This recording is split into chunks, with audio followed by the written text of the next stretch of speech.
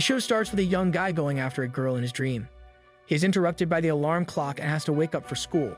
Before getting ready, he opens the TV to know what the fortune teller will state today, and to his surprise, she states a birth date indicating the young guy and tells him that he will have an exciting day ahead, while also giving him a list of random words. Though he forgets the words soon and gets ready for his school. The young high schooler Asahi Kashiwagi is on his way to school when he crashes into a girl. She falls on top of him, exposing her undies to him. She quickly apologizes and asks whether he glimpsed at them. He denies it, and she is glad because they are ugly, and she doesn't want anyone to see them. She immediately realizes what she has just told him and goes away in embarrassment. After making a run through, Asahi finally reaches the train and is quite shocked that it is empty. Before the train could depart for its destination, a green-haired girl enters and sits right beside him. He's astonished that she picked this spot over all the empty seats on the train and tried to get away from her. However, she is tightly clinging to him while she sleeps, and the two fall on the floor. He accidentally grabs her boobs with his hands, and she immediately retaliates by throwing a kick. Luckily, it misses his head by an inch, and he runs away. He isn't feeling well about his exciting day as the fortune teller described it would go. As he continues, he finds stairs and recalls the fortune teller's words. He does his best to avoid any incident, and as he is celebrating his success, a girl slips and ends up on top of his face. Seeing his boner, she laments how monsters exist who would harass girls while Asahi begs for her to get off. Instead, she knocks him out by punching him in, and runs away. Afterward, while passing through a park, he recalls another word and tries hiding from the cleaning robot. However, his effort is in vain when the robot finds him and brings him a bra, asking whether it belongs to him. Asahi immediately senses a danger, and he isn't wrong about it. The girl hurriedly gets there and tells them that they belong to her. She starts accusing him of hacking the bot and ordering it to steal girls' stuff, but is dragged away by the robot for recognizing her as trash. Moments later, Asahi finds a puppy and decides to follow. Another bizarre scene is going on. Honestly, this show is too horny. What's even going on? Asahi decides to ignore the girl, who is being ravaged by the dog, and goes his way. The dog suddenly catches him, and now he will have to face the consequences. He finally arrives at his class, but as he is late, he sneaks in there. He has even forgotten about his seat, and after some asking, he manages to find it. Asahi is astonished to find all the girls he has met today are in his class, including the green-haired one, who is his new homeroom teacher, and the others as transfer students. He's trying to evade them, but the first girl he meets, Aoi, recognizes him from their incident. After their class is over, the other student, Yoshio, asks what happened, that they all slapped him, and he explains everything. Yoshio researches the girls and informs Asahi that they are from different countries. Asahi finds a letter in his locker room and meets Aoi once more. As he is returning the underwear she dropped before, he pulls out a bra and is beaten for being a weirdo once more. He finds Karen worried, and upon inquiring, he realizes that she is hungry. After offering her lunch, the two sit together, and she apologizes for her earlier behavior. Afterward, Asahi once again stumbles into the silver-haired girl Ilya, who's cross-dressing as a guy for some reason, finds the dog after her. He is ravaged once again, and when his teacher, Momfa, spots him wounded, she takes him to the infirmary and tends to him. Amelia comes in, and she apologizes for earlier, and he hands her bra back to her. On his way back, he recalls the fortune teller's words, but doesn't care anymore. Asahi goes out to meet Aoi after reading the letter, and she immediately confesses her love to him, taking him by surprise. Asahi still doesn't know what is going on and is having a hard time understanding what she is saying, so he asks her to repeat herself. She repeats, and he is even more surprised this time that the girl he just met recently is confessing to him. She explains that being in love is a thrilling experience for a girl, and she's passionate about it. Asahi points out that she isn't wearing anything down there and wonders whether she doesn't like them. Upon seeing her undie up in the tree and being blown away by the end, she gets embarrassed and runs away. Afterward, he wanders around when Ilya approaches him, and as they are discussing their first meeting, she throws one out of the blue and confesses her love to him. Asahi doesn't understand what he is hearing. She explains her feelings. They are still talking when their teacher, Mongfa, appears and takes Asahi somewhere in a rush. After going into an alley, she starts kissing him, and some shady guys who were chasing her leave. Asahi cannot comprehend whatever is going on and tells her that she should do it with someone she loves. Hearing this, she confesses her love for him, and Asahi runs away.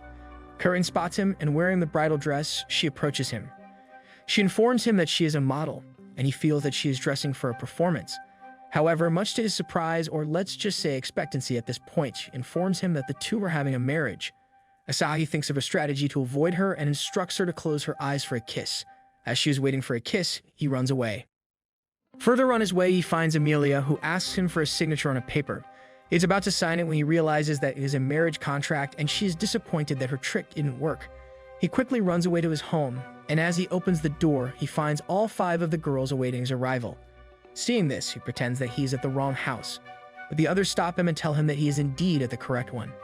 He doesn't know what is going on, and the AI plush at his home informs him about the message his father sent. They are all potential brides for him, but one of them is a guy since his father feels that he has the option of being diverse.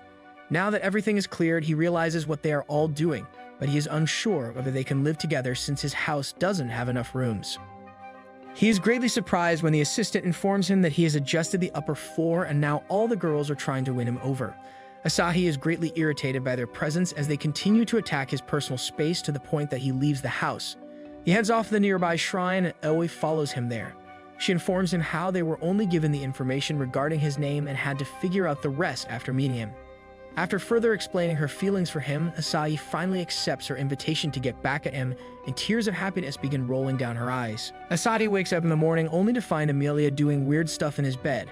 He is enraged that they won't leave him alone and comes down for breakfast. He is amazed that you can cook so well and tells her that she shouldn't work so hard for his sake, but realizes that this is just how much they love him. Oi takes care of everything, and they all are dependent on her. Whether it comes to washing her clothes or cleaning the dishes, all of them head to the school and their teacher informs them about kanji practice. As Karen gets praise from her teacher for her learning of kanji, Amelia gets jealous and tries in front of the class as well. However, she only faces embarrassment. Afterward, Yoshio and Asahi head outside for their lunch as they don't want to be disturbed, and Yoshio doesn't understand Amelia's jealousy. Asahi explains that she just doesn't like losing and reveals how she spent the whole night learning rock, paper, scissors. After their school is over and they all get back home, Asahi hears some weird noises from Amelia's room and is suspicious about what she is doing. As he opens the door, he is surprised that it is just her practicing kanji. The two sit together and he asks her why she is so keen on learning when she doesn't need to work this hard to pass the test at school. Amelia explains her feeling that it is because she loves him that she wants to understand his language better and communicate efficiently. Asahi takes her to a library where he teaches her various kanji, but she is still slow at mastering them. Since there are other things she can work on, Asahi tries to stop her from doing it too much, and she gets angry at this. Later that night, he visits her room where he finds her feeling down. After cheering her up, she apologizes and admits her mistake. Amelia strives to achieve her goal of learning more about them and practicing in various ways. A few days later, she gets efficient marks on her kanji test, and everyone is happy for her. Ilya is using the restroom recalling her father's word who instructed her to live as a boy when Asahi suddenly opens the door and she is embarrassed. The whole gang plans to go to a spot, and they stop at a Tengu hotel. They are initially scared, but Asahi assures them that the Tengu stuff is just a myth. The owner informs them that one of his ancestors, who founded this place, was a Tengu, and they are all amazed. Asahi and Ilya, who is pretending to be a boy, get a separate room from the girls, and Ilya gets embarrassed by him casually slapping her on the butt. The two of them decide to take a bath, and to protect her identity, Ilya uses the Tengu mask in you-know-what. Asahi is amazed at the massive bulge, but also overwhelmed that she is carrying something so huge around. Since she has a towel on her body, he instructs her to remove it since they are both guys, but she makes an excuse and gets away with it. He then washes her back, and Ilya is scared that he will manage to find out. She goes outside to breathe fresh air, and Asahi decides to follow her. All the other girls are curious as to what the two are up to and are peeking at them. Suddenly, Ilya spots him coming outside, and since the mask is misplaced, she devises a strategy of scaring him off and puts on the mask. Everybody believes it to be the ghost of the Tengu and starts running away in fear. Ilya, too, comes out, and as Asahi confronts her, she gets her head and passes away. As she wakes up, she is embarrassed that her identity has been revealed, and now she can no longer continue to pretend. Asahi completely understands that there must be a reason she is acting like that, and she informs him about her father's last wish. Even though she wants to live as a girl, she feels that she should follow her father's last wish. Hearing her story, Asahi consoles her and assures her that she will have his support, whether she wants to be a girl or is content with pretending to be a guy. She resolves to live like a girl and thanks him for showing her a way. As they all get set to return, Amelia tells him how the Tengu was a naked woman and Ilya turns tomato red. At the school, Asahi talks to Yoshio when Momfa approaches him and sets his tie. The other is jealous that he gets to interact with women such as her, and Asahi tells her that it's just for being friendly with everyone. After school, Monfa is drunk and tells everyone how much she loves them before passing away. Asahi enters his room to get some sleep. However, he is met by a mysterious guy who imprisons him. As he wakes up, Asahi finds himself tied up weirdly, and the other guy tells him that he is just bait so they can lure out their real target. Mongfa arrives at his rescue, but before she unbinds him, she takes some pictures of him since she thinks he is cuter this way. Asahi is feeling down about this, and she encourages him that she is here to protect him, and the two escape the room. They find the whole building full of security guards, but thanks to Mongfa's abilities, they deal with them easily. However, as they are about to interfere with the security system, the white-clothed guy arrives and informs Asahi that Mongfa works for an organization that only partakes in killing humans. He is here to avenge his squad that was wiped out by her when she used to call by the name Bloody Tiger. She is about to be defeated when she instructs Asahi to push a certain switch, and the two make it out alive and well. Mongfa wipes out a whole squad outside and orders Asahi to get away while she will stall the enemy. He is hesitant to follow her orders, and she informs him how much she enjoyed her time with them and has decided to leave her past life behind. But since that cannot be the case anymore, she forces him to flee by shooting at him. Afterward, she is tired from dealing with all of them, and the other guy arrives to defeat her once and for all.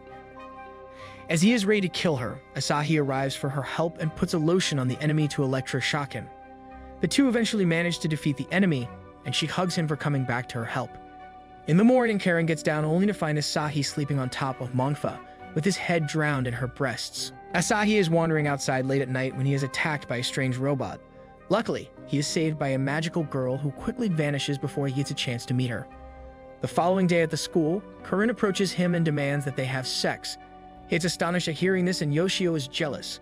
Suddenly, a robot appears and starts attacking the boys. Asahi evades the attack, but Yoshio gets hit and somehow loses his balls. They are all surprised at this, and Karen heads over to the roof to turn into a magical girl. Asahi follows her and is amazed that it is her who saved him last night. However, they don't have much time for explanation, and she demands that he touches her breasts to give her power. The fairy pushes him to do so as she reaches for the floating robot to defeat it. However, her power isn't enough, and she is forced to retreat. The fairy explains to him that the robots are after her, and she makes a contract with Karen. Furthermore, she warns him that if the robot's count reaches 69, a massive explosion will occur and everything will be destroyed. The three head to the car when the fairy asks Asahi to provide Karen with power. They don't know how it works, and she advises that the two have sex. Karen just gets an opportunity to get close to him, while he's insistent on not following their commands. He tries to kiss her to see whether her power would go up, but is disappointed that it doesn't and concludes that she doesn't really like him and is just trying to pretend that she does. However, Karen isn't one to let go of this chance and forcefully takes off his clothes. Though before they can proceed, the robots arrive to invade their privacy, and Karen's power is maximum somehow. She counters the robots and easily manages to defeat them. She then faces off against the main enemy, and just before the countdown reaches the maximum number, Karen and Asahi destroy it. Asahi is surprised that Karen feels shy in front of him, implying that she has developed feelings for him. Meanwhile, a strange group discusses the event and is trying to come up with new ideas. What do you guys think the mysterious group is up to? Let us know in the comment. For now, leave us a like and subscribe to our channel for more content.